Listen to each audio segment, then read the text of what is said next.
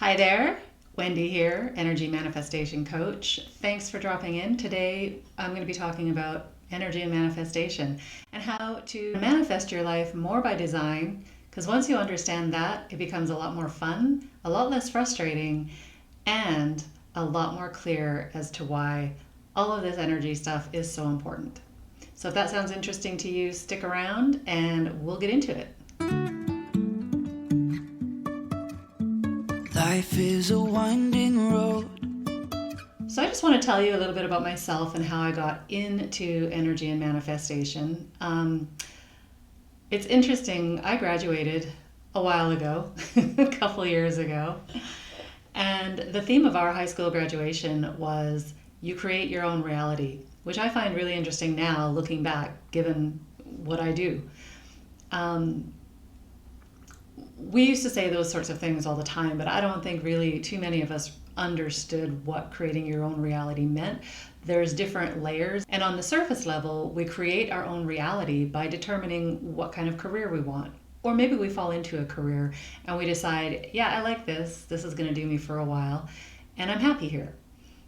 We fall into relationships, we fall into situations, not always necessarily by thinking consciously about it. Well, when you actually get into manifesting with purpose, getting into the law of attraction, getting into all of that energy talk and understanding, you do start to create your life with purpose, with direction, and with that good old intention. Intention is so important. So why is it important to understand about energy? I'm not going to get into all of the science about it, but what I am going to do is link below a video for you. Dr. Lipton has been a cellular biologist since, I don't want to say, but I think maybe the 70s. And he started researching about epigenetics. That is how the environment affects our cells, how the environment affects how our genes are expressed, how and when our genes are expressed. Because it used to be thought that they were just there and they were going to express, they were going to create these situations in our lives, in our health, in our bodies, regardless of what we did. But he is a pioneer in discovering that that's not the case. How our environment, our thoughts being energy, how they affect our cells, how they affect our whole physiology, and that is where our energy output comes from, and that is how we create our reality back at us. It's like our thoughts are the energy. Our thoughts tell our cells how to behave. Our cells project the light out onto the world like a projector. So if our thoughts are unhealthy, if they are negative, if they aren't happy, our cells aren't going to be super happy. They're not going to project a happy light. We're not going to see a happy world. I hope that makes sense. If it doesn't, no problem. That's why I'm linking the video below. He is doing a lecture on his book, The Biology of Belief. And it is amazing. It is fascinating. And I hope that you can carve out some time to watch that. So once you watch the video and you get a better understanding of how energy works in our lives and how it projects our reality, then we can talk about manifestation, because what we're projecting out from the energy field that we have, that we're creating with our thoughts, whether they're happy, healthy, or unhappy and unhealthy. And I have been through both, so I can talk from this perspective very easily. Then we can begin to understand how important it is to change our thoughts. So if somebody has been saying to you, you just got to think positive, or you just got to change the way you're thinking, and if it's upsetting to you to hear that, I hope this is not upsetting for you. I hope this clarifies why it actually is true that changing your thoughts does change your reality. And I can tell you, I spent a long time, many years of my life, in dark places, in unhealthy physical shape, in unhealthy environments, unhealthy habits, all of that sort of thing. But somehow I always knew that when you had positive thoughts, you had better outcomes, and when you had negative thoughts, you had not so great outcomes. It didn't stop those sort of dark times from happening in my life. There was a lot of stuff going on. But what I've come to understand and realize is, well, many things. This is a very layered, it's a very vast topic. So I'm going to try and cover, I don't want these to be long videos. I'm going to try and cover as much as I can in a short period of time today. But that's what this channel is all about, is talking about energy, covering all the vastness of it. So hopefully I can make some sense here for you just on the manifestation part. So once we understand that our thoughts being energy, talk to ourselves, tell ourselves how to thrive or not thrive, because our thoughts come from our environment. And if our environment is not a great one, our thoughts aren't probably going to be all that great either. But we can change. We can change that. We can change our environment.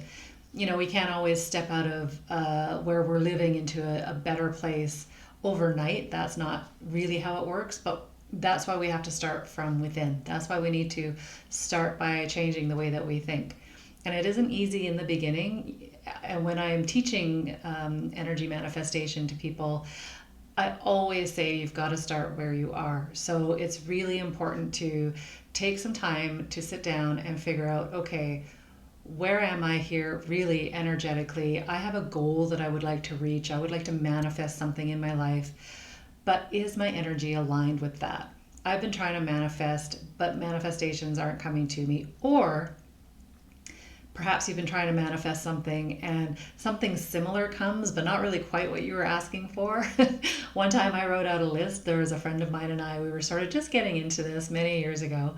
And we each wrote a list of a relationship that we wanted. What were the qualities in a partner that we would want to see? And I wrote down all the qualities of the partner that I would want. And then a year later, I met a partner. And he had a lot of those qualities. But there were some specific qualities I wrote down that he did not have. And I spent a lot of time thinking about that. We were together for a very long time. It became a very toxic, codependent, abusive relationship. Not physically abusive, but it was emotionally, because there was a lot of cheating and there was a lot of lying and a lot of, for me, I became very anxious. I was really disoriented in how I was seeing the world. I couldn't figure out what was going on and why I was feeling so confused all the time. And it was because that partner was bringing in lying, bringing in cheating, bringing in, kind of crazy making behavior. And after I left and I was reflecting back on that list, because I was pretty careful to put faithful on it, but there's a couple of things that I realized. Faithful was at the bottom of the list, and my energy was not aligned with somebody coming in as a faithful partner. My energy, given my past history, given the things that I had experienced from previous partners and in, my life as time goes by, just like everybody else, we all have these challenges. My energy was not aligned with somebody being faithful. I was calling out to, but deeply my energy was still I had a lack of self-worth. I had a lack of belief that I deserved somebody to be that way in partnership with me. I understand that now, and I'm past that relationship. I understand that relationship was a lesson for me. That's another thing about manifestation and divine timing, and there's a whole bunch of stuff around that. And I see divine timing as, for the most part, I know there's an aspect of things being sort of sorted out by the universe to bring in what you're asking for, but a lot of times we're blocking that kind of stuff when we're not learning whatever lesson we're meant to learn in order to manifest that goal. So that was huge for me. And how I learned that was whenever I'd get into a state in that relationship where I wanted to leave, something always prevented it. Many things prevented it, time and time and time again. And I finally got to a point where I just looked at the universe after a spiritual awakening, after much learning, after really, really going deep into myself to figure out how I was causing this to happen for myself, because that's how it works. I finally heard, you haven't learned the lesson yet. So then I was like, well, how do I know what the lesson is? And I just started asking, okay, what's the lesson I need to learn? What do I need to learn? Please help me. Please tell me, what do I need to learn? And eventually I realized it's about your lack of self-worth. You don't see yourself as worthy of these things. And as I started to discover that, and I started to unravel that little mystery of my life, I started to feel more empowered. I started to feel stronger. His behavior didn't affect me in the way that it had previously. In fact, I was able to prevent arguments and blow-ups and things like that just by sitting calmly whenever he'd get into a state. I stopped getting into states. I stopped feeding that energy. I would just sort of sit. I remember one time I was sitting on the stairs. I had asked a question, and he was feeling like I was accusing him of something. So he started in on his whole thing, and I could see his temperament elevating. And I just kind of sat there watching, not with any emotional attachment. I just was watching out of curiosity more than anything, just to see what was happening and to try and sort of see where it might go. And he noticed that because our energy affects the energy of the people around us and the environment around us. And he noticed that, and I could suddenly see, because I wasn't reacting, I could suddenly see him start to deflate and kind of stutter and not really know where to go with the conversation. And it was a very interesting, pivotal moment for me. I realized then that I had power in the relationship. I had power to make my own choices and to decide what it is I really, really wanted. And did I want to be in this environment? Did I want to be around this behavior? So that's why it's important to understand your energy. It's important to understand how manifestation works. It's important to understand our roles in the life that we're living, and that we do, in fact, create that. It's a projection of our mind. It's a projection of our thoughts. Like I said, if you're interested in learning more about the energy part of it, then check out the link below, Dr. Bruce Lipton. It's amazing. I'm sure you've heard of him. He's been around for a while. 1/3 of the Three Amigos with Greg Braden and Joe Dispenza as well. I love those guys. I think they're amazing. I think what they teach is fantastic.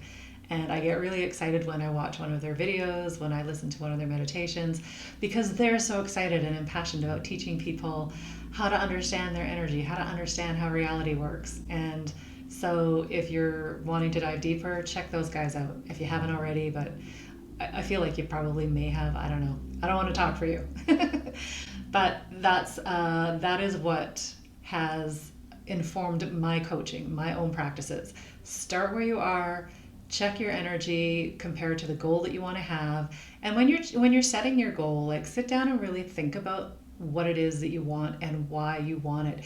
You know how when you are starting something new, maybe you've gotten into like a new club of some sort where there's an investing club, or like whenever I would go off, I went and did financial advising, and I've gone into this and that and the next thing, and they always say, what's your why? What is your why? And I used to get really like, I don't need to tell you what my why is. It's none of your business. Like, I used to get defensive about it. That was partly blocking my success. Getting defensive about that was partly blocking my success. But again, it was wrapped up in my feelings of not having any value, not having any worth in this world. It doesn't just affect us in relationships, it affects us throughout our entire life. So once I kind of became clear on that, I did sit down and think about, what is my why? And now I write it out all the time. Not all the time, but every once in a while I'll go back and visit, is this still why I'm doing what I'm doing? And particularly if I'm starting something new. And I feel like I'm starting new things all the time right now. I've been doing a lot of healing. I've been getting really clear on what I need to clear out of my system in order to allow in the things that I'm looking for and that I want. And it is helping me to help other people as well. So I hope that this was a little bit helpful for you.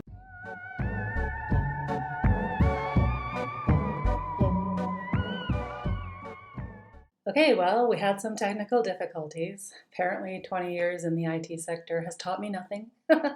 No, it's all good. I just lost some footage. So I just wanted to do a quick little clip to say goodbye. Thank you for watching this video. Let me know if you have any questions or comments, or if you didn't really like this one, maybe come back for the next one and check that one out, because it can only get better from here. It's going to be about manifesting colors, and they'll be connected to chakra colors. So that's what we're going to do. We're going to look at colors of the 7 chakras, the 7 main ones that we all know and love. And we will talk about the properties of the chakras, how they affect us energetically. Then we'll talk about manifestation properties of those colors. So I hope you check that out soon, and I will see you later. Thanks for being here.